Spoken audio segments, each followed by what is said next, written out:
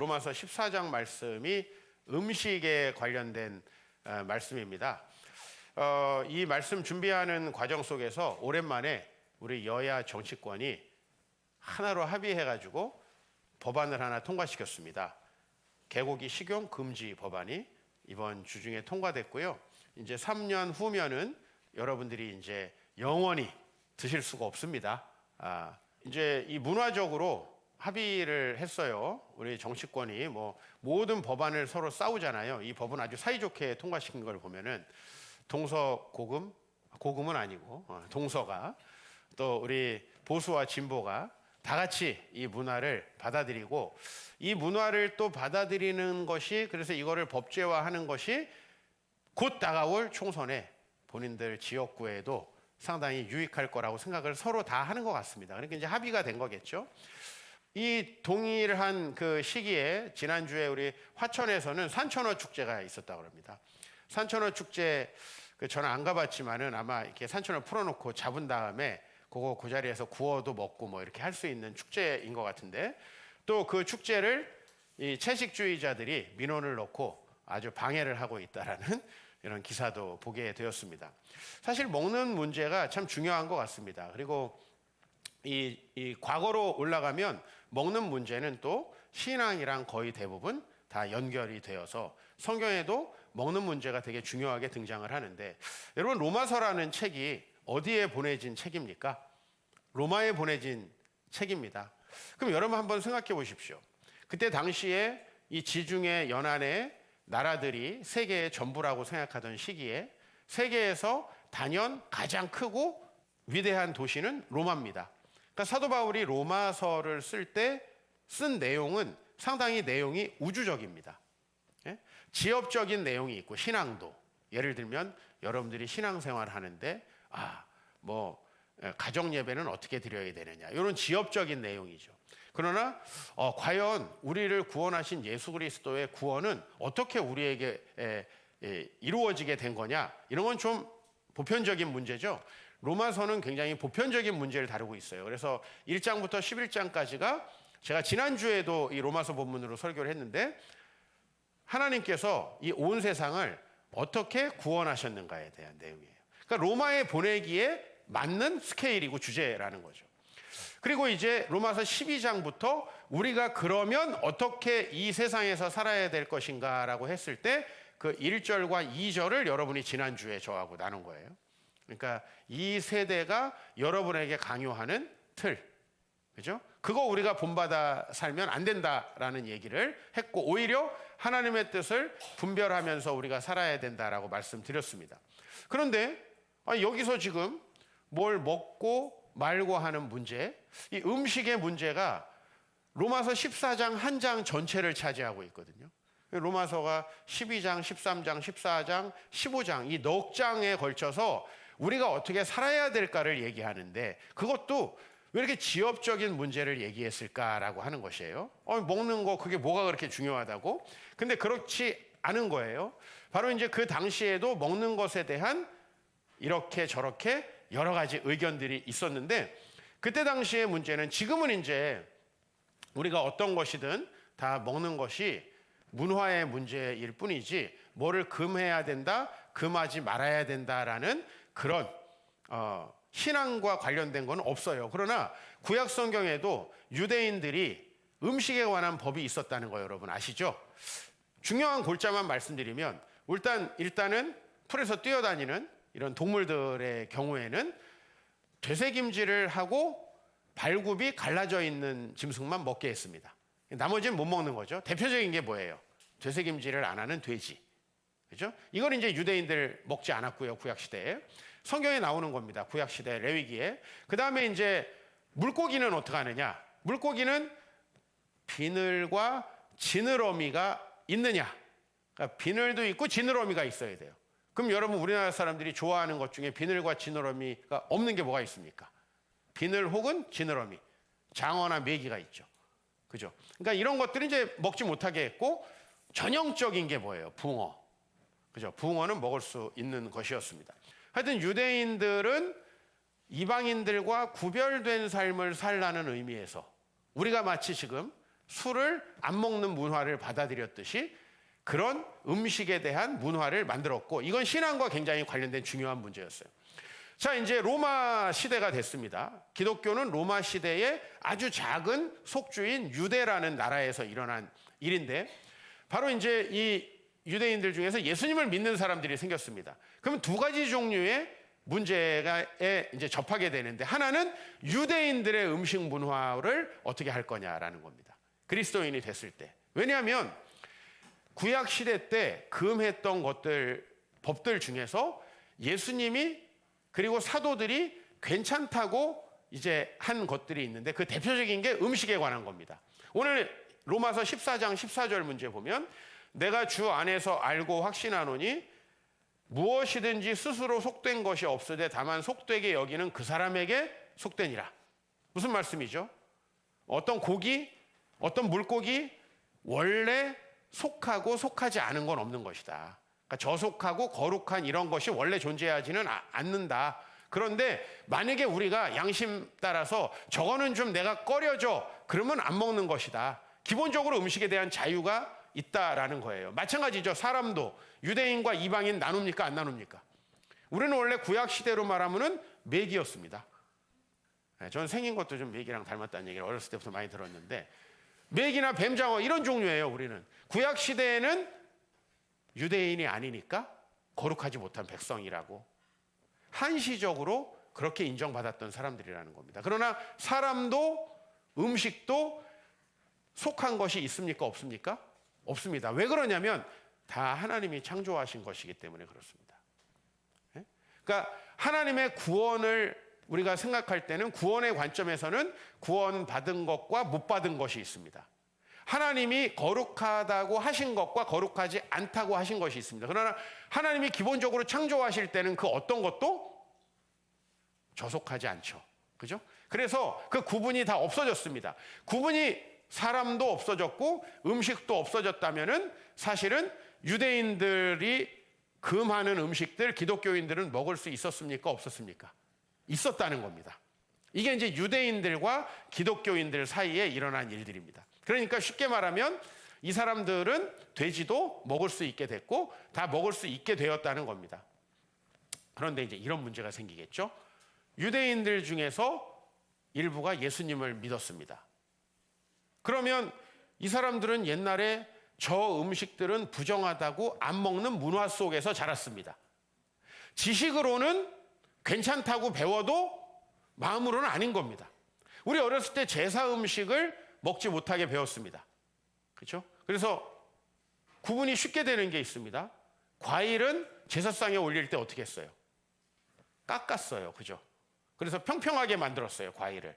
그러니까 위아래가 깎인 것들은 제사상에 올라간 것이다. 안 먹었습니다. 과일을 이렇게 섞어가지고 갖다 줘요. 그러면 안이 딱 드러나니까. 근데 생선은 좀 헷갈립니다. 이 조기가 올라갔던 건지 아니면 부엌에서 왔는지 알 수가 없어요. 그래서 좀 꺼렸던, 안 먹었던 기억이 있습니다. 근데 사실은 먹어도 됩니다.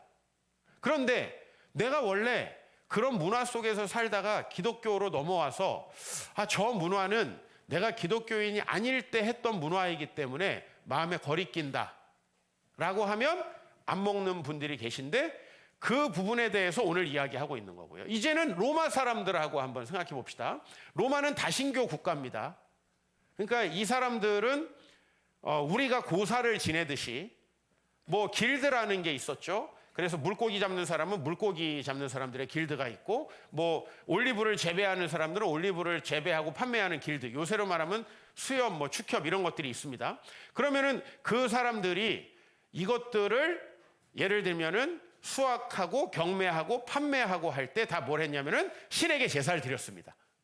그러니까 기본적으로 이 로마에서 생산되는 고기들은 전부 다 또 신들은 또 고기를 좋아하는지 하여튼 고기로 제사를 드렸습니다. 그러니까 이게 로마의 여러 우상 숭배를 하는 풍습에 고기가 사용됐습니다. 그래서 초기에 기독교인들은 다 고기를 먹어도 되는데 고기를 먹는 것이 걸리는 사람들이 있었다는 겁니다. 그랬을 때 오늘 이렇게 말씀합니다. 15절 만일 음식으로 말미암아 내 형제가 근심하게 되면 이는 내가 사랑으로 행하지 아니함이라. 우리는 사실은 그리스도인이니까 주님께서 창조하신 모든 것을 우리에게 음식물로 주셨으니까 그 어떤 것도 먹어도 사실 상관이 없다라는 겁니다. 그리고 어떤 인종이나 어떤 문화 속에서 자란 사람들도 하나님이 창조한 동일한 형상으로 존중받아야 한다는 겁니다. 근데 사실 그게 문화적으로 그렇게 쉬운 일은 아닙니다. 그러다 보니까 나에게 좀 어색한 사람들이 다니는 교회 안 다니려는 경향이 있고, 우리 서울에는 심지어 어떤 경향이 있냐면 전라도 분들이 많으신 곳은 경상도 분들이 잘 안 가시고, 경상도 분들 많은 분들도 전라도 분들이 안 가시고까지 합니다. 같은 인종인데. 예. 저 우주에서 보면 똑같이 생긴 우리는 쌍둥이거든요. 우리가 원숭이들을 보듯이 똑같은 쌍둥이인데 우리는 그렇게 문화적으로 연약한 사람들이라는 겁니다. 그 연약한 사람들이 있을 때 자유의 어떤 원칙이 하나 있습니다. 그건 뭐죠? 내가 양심상 꺼리끼지 않으니 나는 먹겠다. 이게 이제 자유의 원칙이죠. 내가 양심상 꺼리끼지 않으니 나는 어떤 복장을 입겠다. 내가 양심상 꺼리끼지 않으니 나는 내 자유를 누리겠다 하는 법이 있는데, 그것보다는 더 상위의 법이 우리 삶에 있어야 한다는 게 오늘 사도 바울의 가르침이에요. 그러면 이 14장은 음식에 관한 법이 아니고 사랑에 대한 법이다. 그러니까 오늘 여기 다시 읽으면 만약에 음식으로 내 형제가 근심하게 돼요. 우리 사실 점점점 교회에서도 우리 개고기 식용 금지를 하기 이미 훨씬 전부터 좀 안 먹는 문화가 형성되고 있지 않습니까? 네. 왜냐하면 우리 형제 자매님들 중에 반려견을 키우시는 분들이 계십니다. 그리고 그거를 마음속으로는 저분이 먹는 게 자유롭다고 하는 걸 머리로는 알고 있지만 마음으로는 불편한 분들이 계십니다. 그죠? 근데 그분들을 정죄하면서 원래 자유로운 거야 하면서 그 앞에서 갈비를 뜯을 필요는 없지 않습니까? 사랑의 원칙이 더 우선한다는 것입니다.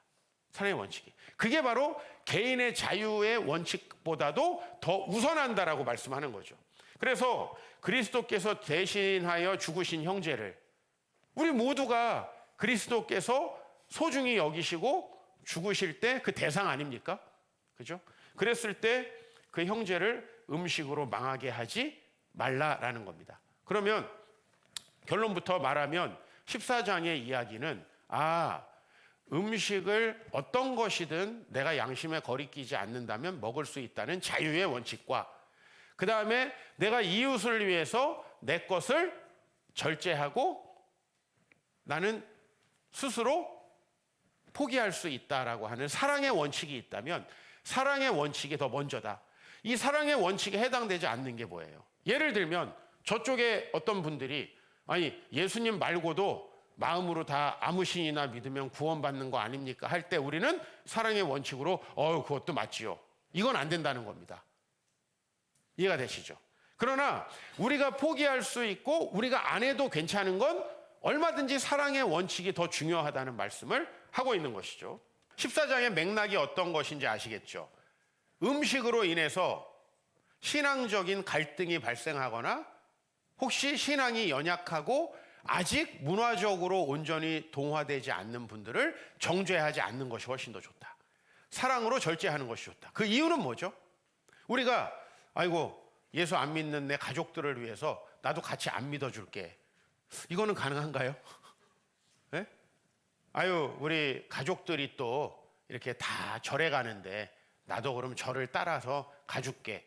이런 거는 성경적인 가르침이 아니죠. 그거는 불가능한 것이죠. 그러나 우리가 왜 이건 가능하냐라고 하는 거예요. 이거는 원칙이 있어요. 하나님 나라와 관계가 있는 것이냐 없는 것이냐라는 겁니다. 하나님 나라와 상관이 있고 정말 중요한 문제와 그렇지 않은 문제를 나눠야 되고, 로마서는 그 얘기를 하고 있는 거예요. 먹는 것과 마시는 건 하나님 나라를 당신들이 누리는 것과 별로 상관이 없어. 이런 맥락에서 오늘 이 되게 중요한 말씀이 나온 겁니다. 로마서 14장 17절 읽겠습니다. 시작. 하나님의 나라는 먹는 것과 마시는 것이 아니요 오직 성령 안에 있는 의와 평강과 희락이다 라고 이야기를 합니다. 즉 먹고 마시는 것 다 주님이 우리에게 허락하신 음식이지만 그거를 철철이 맛집을 찾아가고 좋은 걸 먹는 것은 사실 하나님의 나라와 아무 상관이 없기 때문에 포기할 수 있다 없다. 있다라는 겁니다. 어떤 음식이든 내가 그 형제 앞에서는 안 먹을 수 있다. 왜? 다른 걸로 얼마든지 대체해도 하나님의 나라를 우리가 누리는 것에 대해서는 아무 상관이 없기 때문에. 그러니까 왜 우리는 굳이 그 물고기를 왜 잡으세요, 목사님? 제가 마음이 너무 힘들어요. 그러면 산천어 축제 안 갈 수 있다는 겁니다. 왜? 산천어 축제 안 가도 하나님 나라를 누리는 거에는 하등의 지장이 없다라는 얘기를 하는 겁니다. 그러니까 오늘 여기서 우리가 이제 우리의 신앙의 핵심이 뭐고 우리가 진짜 중요한 건 뭐냐. 그래서 오늘 제목이 의와 평강과 희락이 진짜다 이렇게 삼았습니다. 만약에 우리에게 있어서 먹는 것과 마시는 것이 너무 중요하다. 나는 정말 좋은 와인을 먹는 게 너무 중요하다. 나는 철별로 맛있는 음식을 찾아다니는 게 내 인생에 너무 중요한 일이다라고 한다면 이것은 당신들이 진짜 하나님 나라를 누리지 못하고 있을 가능성이 많다라는 걸 이야기하는 겁니다. 제 대학 동기 중에 저보다 4살 많은 형님이 있습니다. 제가 목사가 된 지 얼마 안 돼가지고 그 형님을 만났습니다. 진짜 진지하게 저한테 물어보는 거예요. 너 술 안 먹냐? 이렇게. 아마 먹을 수도 있지 않나? 혹은 그리고 이제 안 먹는다 그랬더니 야, 그럼 무슨 재미로 사냐? 이렇게 얘기를 하는 거예요. 그러니까 진심으로 얘기하는 겁니다. 진심으로. 그리고 월요일 날은 니네 쉰다던데 동해안 가서 한 잔씩 하고 오는 거 아니냐? 이제 이런 얘기를 덧붙이면서 저에게 솔직한 얘기를 끌어냅니다. 근데 사실 제가 그거를 인위적으로 참고 있는 거라면 저는 분명히 먹었을 겁니다. 그리고 얼마든지 모르게 먹을 수 있는 방법도 많고 저는 한국에서 목회를 하니까 외국 가면 괜찮은 거 아닌가요? 아닌가요? 먹는다는 의미가 아니에요. 이렇게 생각할 수도 있다는 거예요. 왜? 어느 나라 가면은 예수 믿는 사람 술, 담배 하는 나라도 있습니다. 그분이 진짜 잘 믿고 있는지는 모르겠지만은. 그런데 우리가 왜 먹는 것과 마시는 것에 있지 않다라는 거예요. 반대로 말하면 왜 그거는 얼마든지 양보해 줄 수 있느냐 하면 그거는 하나님 나라와 상관없다라는 얘기를 하는 겁니다. 그러면서 대신에 하나님의 나라는 성령 안에 있는 의와 평강과 희락이다 이렇게 이야기를 합니다. 자, 이거는 우리가 포기할 수 없다는 말을 하는 거죠. 반대로 말하면. 이것만큼은 진짜 붙들 수밖에 없다라는 것이죠. 이 시대를 여러분 보시면 이 시대는 역사상 어느 시기보다 많은 걸 누릴 수 있는 시대가 됐습니다. 정말 우리 아이들이 치킨의 종류가 수십 가지 있는데 그걸 다 외우는 걸 보면 신기합니다. 뿌링클을 원하는 뿌링클을. 여러분들 이 시대는 정말 원하는 것들을 마음대로 하고 즐기고 누릴 수 있는 시대가 됐어요. 그런데 그런 만큼 우리의 우울함이 해결되나요? 우울함은 역사상 최고치를 찍고 있습니다. 또 하나, 자, 그 모든 먹는 것과 마시는 것들을 자극적으로 누리기 위해서 우리는 얼마나 많은 소비를 해야 되는가? 결국은 우리는 그것을 소비하기 위해서 좋은 직장을 얻고 있는지도 몰라요. 이게 얼마나 심각한 것인가 하는 걸 영적으로 생각해 보면 정말 저는 제 아이들에게 얘기합니다. 먹방은 절대 보지 말라고. 우리 지민이 재현이한테 정말 얘기하는 거예요. 진지하게. 그들이 혹시 자기들이 감각적인 즐거움을 통해서 행복해질 수 있다라고 생각할까 봐 그게 너무 걱정이 되고요.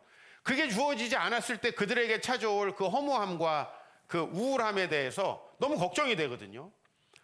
오늘 이 로마는요, 모든 쾌락이 가능했던 시대죠. 그렇죠? 여러분, 로마 사람들은 수로를 개발했어요. 그래서 정말 먼 도시로부터 로마까지 물이 끊임없이 공급되는 수로. 그래서 경사를 정말 완만하게 그러나 물이 흐를 수 있게 했다 그러죠. 로마 시내까지 어떤 동력을 사용하지 않고 오는 수로가 다 있었고요. 로마 사람들은 지금 20세기 후반에나 와서 우리가 누리고 있던 사우나를 2000년 전에 다 누렸습니다. 이 사람들이 누리는 쾌락의 종류는 정말 어마어마하죠. 로마를 우리가 빵과 서커스라고 하잖아요. 그 빵과 서커스를 누리는데 아주 탐닉했던 사람이 로마 사람들입니다. 그러니까 로마 사람들은 먹는 것과 마시는 것에 정말 탐닉한 사람들이었고, 그건 지금 우리나라 사람들과 거의 다를 바가 없다라는 것이죠. 이 사람들은 그런 걸 누리고 있었는데 왜 그리스도인들은 그런 것들을 누리지 않을 수 있었는가라는 겁니다. 그리고 오늘 여기 의와 평강과 희락인데 우리가 이거의 반대말을 한번 생각해 보죠. 그러면 의에 반대되는 말은 불의의 권력 같은 것들이 생각납니다. 불의의 권력. 평강의 반대말은 감각적인 안락함과 평안함 같은 게 생각납니다. 희락의 반대말은 하나님이 허락하지 않은 쾌락 같은 것들이 생각이 납니다.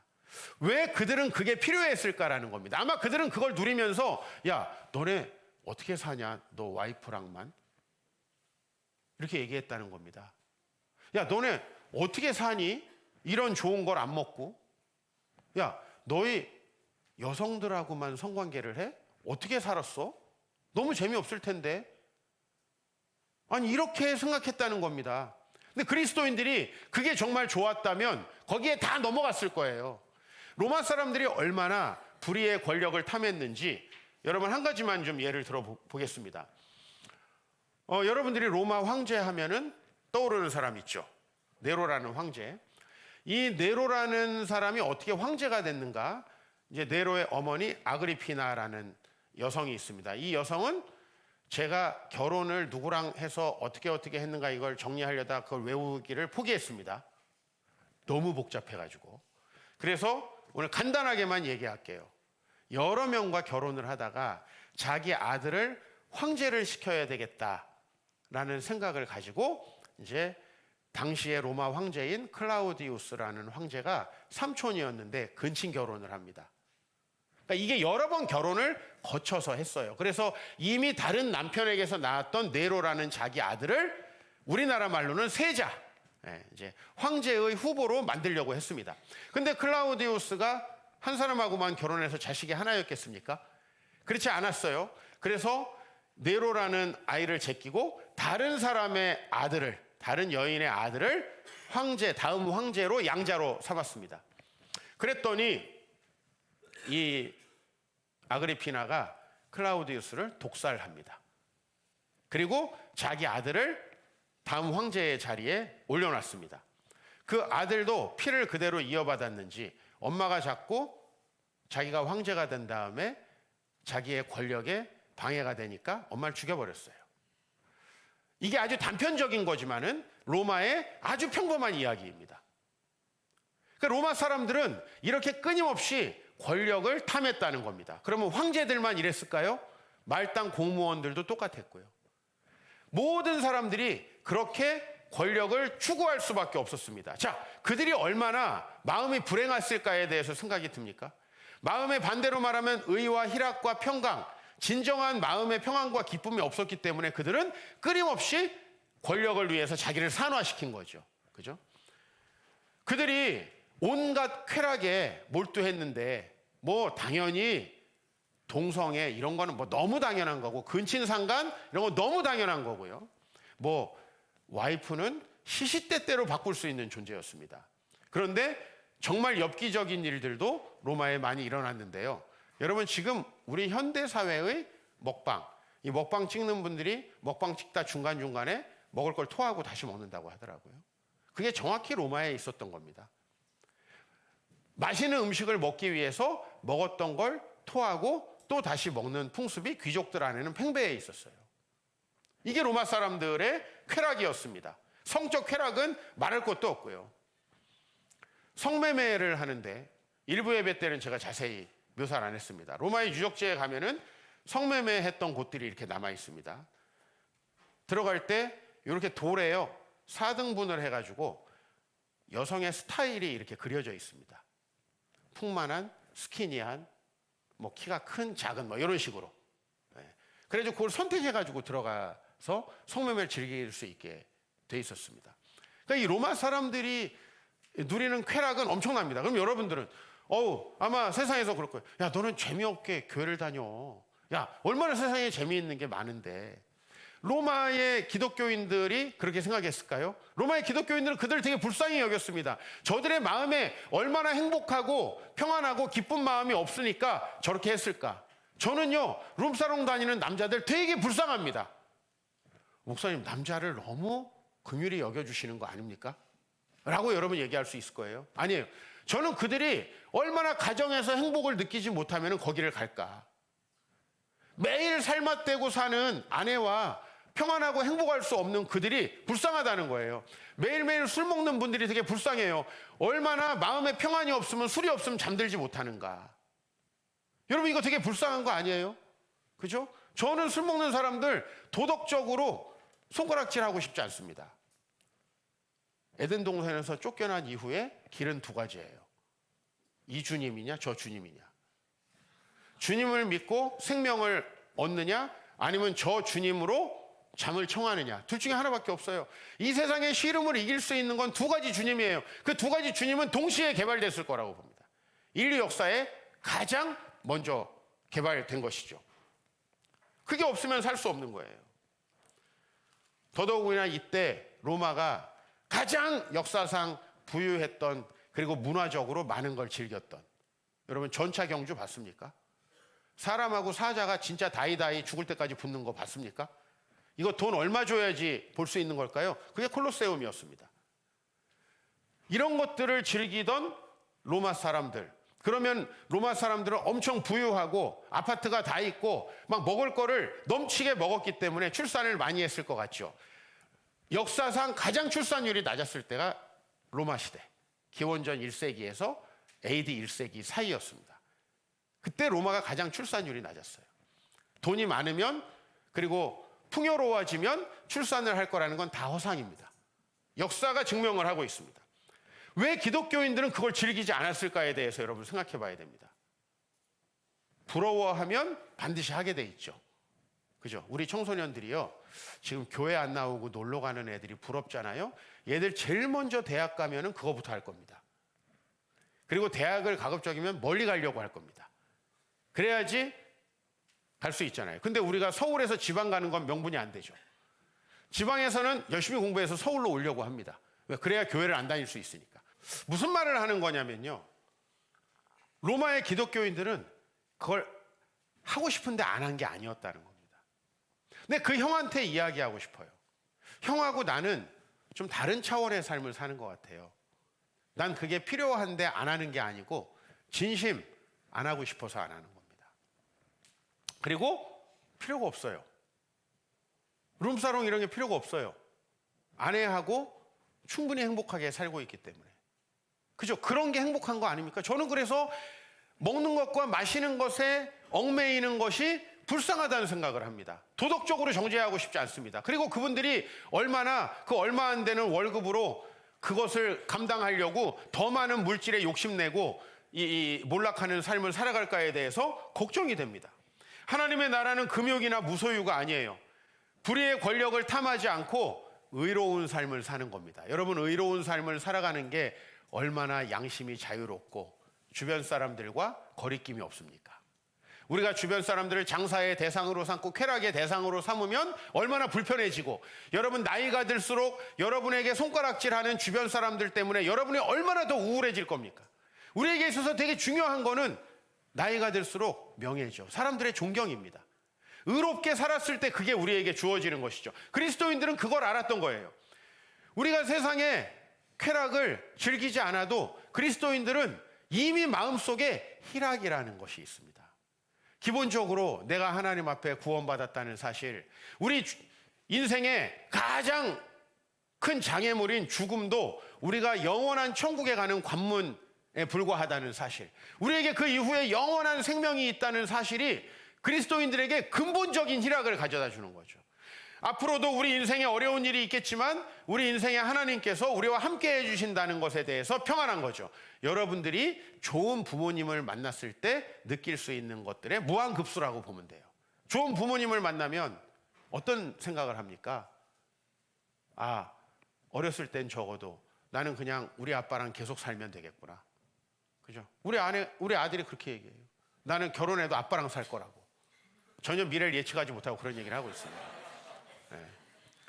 그리고 제가 안 죽는다는 얘기를 끝까지 듣고 싶어 해서 저는 영생불사의 존재로 아직까지 거짓말을 하고 있습니다. 왜냐하면 죽어 그 얘기를 하는 걸 싫어해요. 아빠는 절대 안 죽어. 그러면 좀 안심을 해요. 좀 나이가 들면 적어도 네가 필요할 때까지는 안 죽을게 이렇게 얘기할 거예요. 필요 없어지면 뭐 그땐 상관없어질 거니까. 자, 정말 그 마음속에 희락이 있습니다. 우리 공동체 안에서 우리가 노는 걸 보고 사람들이 어떻게 술을 안 먹고 그렇게 노니라고 이렇게 얘기를 합니다. 근데 정작 우리 되게 필요한데 막 허벅지를 꼬집으면서 교제하나요? 저는 여러분들과 그리스도 예수에 대해서 얘기하고 생명의 삶에 대해서 얘기하고 여러분들과 세상을 선교할 비전에 대해서 얘기할 때만큼 즐겁고 행복한 적은 없는 것 같아요. 네. 그래서 전혀 다른 것들이 필요가 없잖아요. 우리가 다른 쾌락이 필요합니까? 이미 주어진 것이 너무 감사하고요. 그저께 제가 사실 다시 감기가 올랑말랑 해가지고 오후에 집에서 잠깐 쉬고 있는데 저희 어머니가 닭발을 해주시겠다는 거예요. 닭발. 이 닭발은 우리 아내가 꼭 요리법을 배웠으면 좋겠어요. 저희 어머니의 닭발. 왜냐하면 시장에서 닭발을 버리던 시절에 우리 엄마가 우리한테 고기를 먹일 수 있는 건 닭발밖에 없었어요. 닭발 요리를 정말 잘하십니다. 세상에 어떤 것과도 비교가 안 돼요. 갑자기 되게 식욕이 없었는데 닭발을 해주시겠다는 말씀에 좀 식욕이 돌면서 저녁 식사를 뚝딱 하고 감기가 떨어졌어요. 그래서 제가 어제 오늘 사역을 열심히 했는데요. 글쎄요, 뭐 다른 거 별 필요 없습니다. 문제는 요새 닭발은 10,000원 주고 사야 된다는 거. 네. 예전에 제가 학교 다니면서 늘 왔다 갔다 했던 시장에서는 닭발을 다 버렸습니다. 저희 어머니가 그거를 가지고 해주셨다는 걸 나중에 알았지요. 그런데 저는 충분히 그 정도의 기쁨으로 만족합니다. 근데 만약에 우리가 철철에 나는 쫓아다니면서 세상에 가장 맛있다는 맛집을 다니지 않으면 마음이 행복하지 않다면 얼마나 그거 불행한 건가요? 하나님이 이미 주신 여러분의 아내로 여러분이 만족할 수 없고 날마다 여러분들이 다른 어떤 쾌락을 상상한다면 그게 얼마나 그 자체로 불행한 겁니까? 여러분은 그런 남편을 너무 불쌍히 여기고 기도하셔야지 정죄하시면 안 됩니다. 너무 불쌍한 사람입니다. 정죄한다고 되는 것도 없고요. 세상에 먹는 것과 마시는 것은 왜 양보할 수 있느냐? 왜 양보할 수 있습니까? 그건 하나님 나라와 하등 관계가 없기 때문에 양보할 수 있었던 겁니다. 당신이 고기를 내가 먹는 것이 불편해요? 안 먹을 수 있어요. 당신이 이러이러한 음식을 제가 먹는 게 불편해요? 얼마든지 다른 음식으로 저는 대체할 수 있어요. 왜? 그건 먹는 것과 마시는 건 하나님 나라와 상관없기 때문에요. 그러나 제 안에는 성령 안에 있는 의와 희락과 평강이 있기 때문이죠. 쾌락과 욕망이 정당화되는 세상입니다. 여러분 솔직히 세상으로 한 발자국만 나가 보십시오. 외도 그거 정죄하는 사람 아무도 없습니다. 돈 좀 있는 남성분들은 다 그것을 서로 권하기까지 한다고 합니다. 제 나이 정도 되면. 진짜예요. 현실이에요. 그런데 우리는 의와 평강과 희락을 소유해야 합니다. 그래야 그 모든 것들을 이겨낼 수 있을 뿐만 아니라 이런 세상을 바꿔낼 수 있습니다. 그러면 그 하나님의 나라 어떻게 시작됩니까? 그거는 믿음으로 시작됩니다. 아직까지도 나는 성령 안에 있는 희락과 평강과 그 의가 무엇인지 잘 모르겠습니다 하시는 분들은 적어도 오늘 이걸 믿어보십시오. 불의의 권력을 추구하는 것보다 청빈하게 의롭게 살아가는 게 훨씬 더 복된 삶이라는 거. 안락하고 세상의 쾌락을 누리는 것이 내 마음에 주시는 평강보다 형편없이 못하다는 거.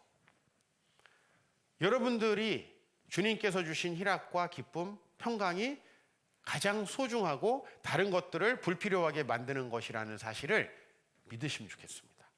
믿음에서 출발하는 겁니다. 그런데 이것을 우리가 익숙해지기에는 굉장히 많은 시간이 걸린다는 겁니다. 비유하자면 이런 거예요. 여러분들이 매콤하고 새콤하고 달콤한 분식집 냉면에 익숙해져 있습니다. 근데 약간 걸레 한 2번 정도 담근 것 같은 그 메밀 육수에다가 아무 양념을 하지 않고 면을 집어넣어 가지고 나온, 그것도 2배나 비싼 냉면. 이게 익숙해진다라고 한번 비유를 들어볼 수 있을 것 같습니다. 처음에 볼 때는 이런 거 어떻게 먹냐 우웩합니다, 우리 애들이. 근데 사실은요, 하나님 안에서 누리는 의와 평강과 희락이 훨씬 더 깊고 오묘하고 영구적인 대안책이 되는 거거든요, 우리 삶에. 이게 진짜 여러분을 기쁘게 하고, 여러분이 뭔가 목표로 하는 인생의 중요한 과업이 있다면 세상의 유혹을 받지 않고 그 과업을 향해 나아갈 수 있게끔 여러분을 지켜주는 거거든요. 근데 여러분이 이 세상 것이 끊임없이 욕심이 들면은 여러분들은 계속 더 벌어서 더 쓰고 더 과시하고 더 나를 자극하고 더 나를 기쁘게 해야 되겠다는 생각에서 결코 벗어날 수 없습니다. 그것이 참 안타깝다는 겁니다. 만화나 트로트, 그냥 듣기만 해도 되게 감칠맛 나잖아요. 보기만 해도 너무 즐겁잖아요. 그러나 저는 비유하는 겁니다. 만화 트롯을 절대 비하하는 게 아니고 고전과 클래식에 익숙해지는 거라고 비유해 볼 수 있습니다. 하나님의 나라는 정말 고상하고 즐겁고 기쁜 겁니다. 하나님 나라에 익숙해지는 건 되게 어렵습니다. 우리 당장에 아이들이 에버랜드 가자, 그리고 교회에서 찬양하면서 우리 하나님 나라의 비전을 나누자, 뭘 택할까요? 이번에 내일부터 3일간의 아이들이 캠프가 있는데, 야, 선택하게 해줄게. 대신 일본 가서 먹방 찍으면서 다니자. 똑같은 3일이에요. 뭘 택하겠습니까? 당연히 그걸 먼저 택하게 될 겁니다. 그러나 30살, 40살을 먹고도 그걸 택한다면 조금 문제가 심각해집니다. 청소년들은 아직도 감각에 훨씬 더 빨리 좌우될 겁니다. 그러나 여러분들은 적어도 그렇게 하는 것이 인생의 답이 되지 않는다는 걸 어느 정도 체험했을 겁니다. 그렇게 아무리 나를 자극해도 더 많은 자극만이 나를 필요로 하게 된다는 사실. 남편의 사랑과 아내로서의 자녀를 돌보는 것이 익숙해지지 않으면 안나처럼 끊임없이 브론스키의 사랑을 탐하게 된다는 사실. 그게 우리라는 사실을 여러분들이 기억해야 한다는 것이죠. 그런데 그렇게 브론스키의 사랑으로 아름다운 말로 아무리 나를 자극해도 만족할 수 없고, 결국은 그것에 만족하지 못해서 자신을 버리는 그런 삶으로 우린 가게 된다는 겁니다.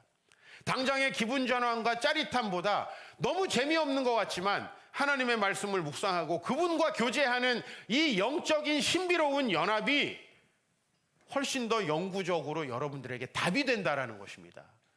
훨씬 덜 벌고도 훨씬 부유하게 살 수 있는 길이라는 걸 여러분에게 말씀드립니다. 의와 평강과 희락을 누리는 그리스도인으로 훈련되면 하나님 나라와 아무 상관없이 나를 자극하는 먹고 마시는 것에 내 시간과 물질을 다 낭비하기보다는 더 가치 있고 의미 있는 삶을 살아갈 수 있습니다. 나이가 들면서 여러분의 가족들은 여러분을 존경하게 될 겁니다. 여러분의 절제 있는 목적을 향한 하나님의 나라를 누리는 그 삶에 대해서 자녀들도 좋은 잔상을 갖게 될 겁니다. 야, 네 애비는 이렇게 술 먹지만 너는 먹지 말라. 이게 가능한 말입니까? 말이라도 하지 마세요. 네가 먹는다고 해도 애비는 할 말이 없다. 이렇게 얘기하는 게 더 아이가 안 먹을 가능성이 높습니다. 매일 홈쇼핑 하면서 딸한테는 야, 하나님은 잘 믿어라. 애미는 이미 배렸다. 그 생각할 필요 없다는 거예요. 차라리 말하지 마세요.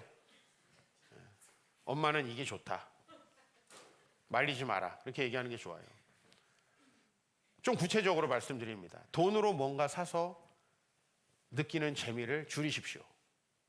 그거는 여러분을 감각적으로 자극하고 아드레날린만 분비시키는 겁니다. 도박과 전혀 다를 거 없습니다.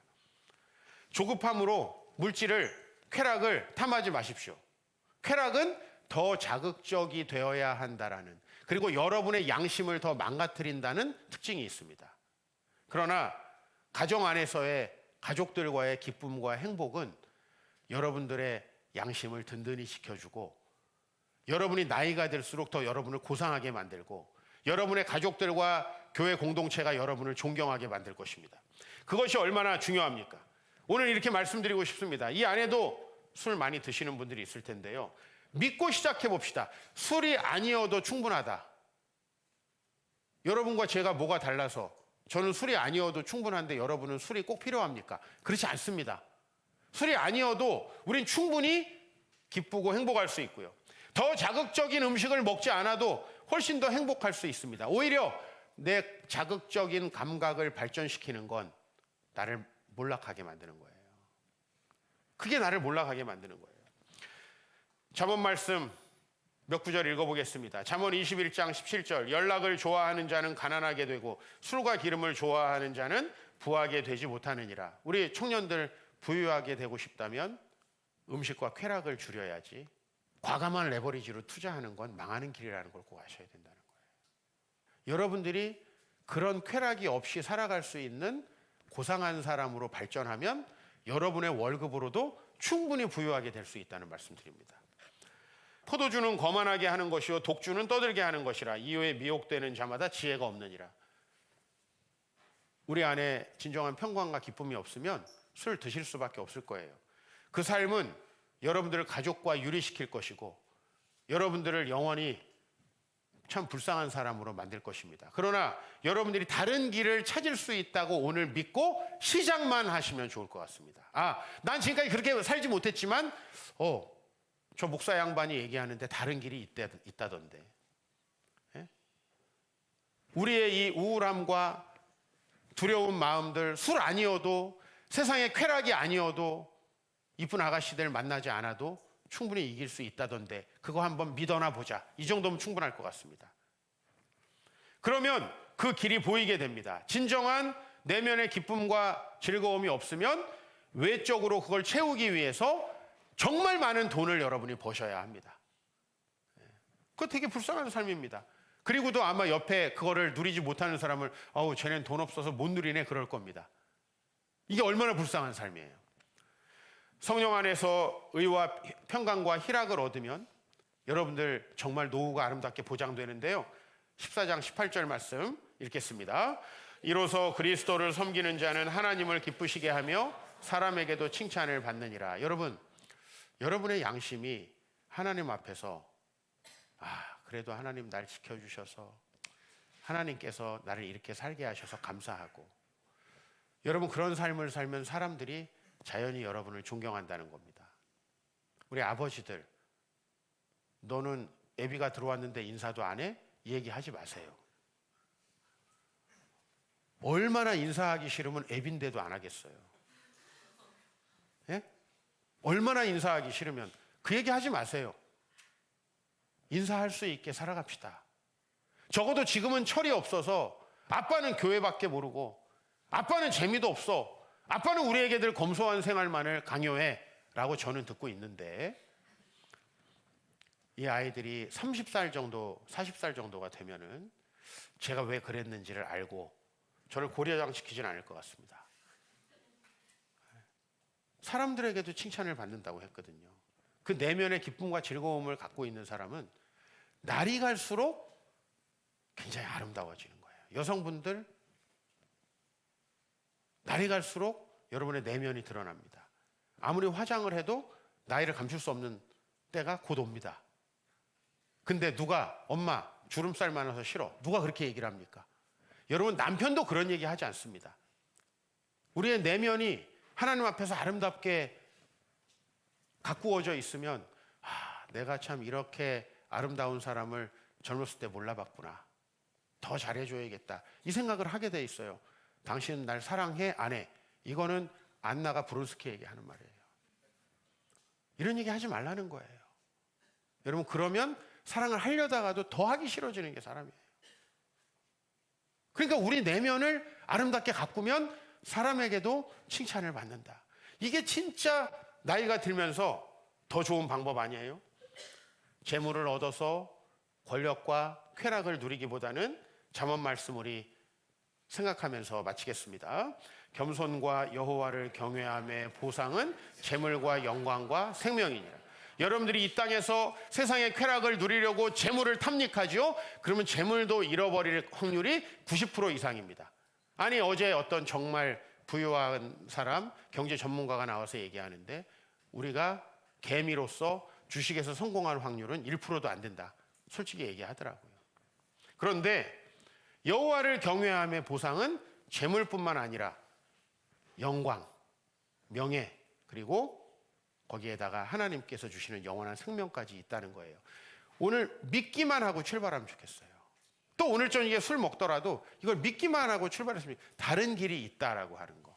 그게 기독교의 복음이고 그게 바로 오늘 하나님의 나라를 바울이 설명하는 방식입니다. 여러분, 이 하나님 나라, 성령 안에서의 의와 평강과 희락, 아직도 한 번도 누려보지 못하셨더라도 오늘 여러분이 여기 초대됐다는 건 그 하나님 나라의 잔치 자리에 여러분이 초대된 거고 하나님은 여러분들을 사랑하신다는 것입니다. 그 나라를 여러분이 누리시기를 주의 이름으로 축원합니다.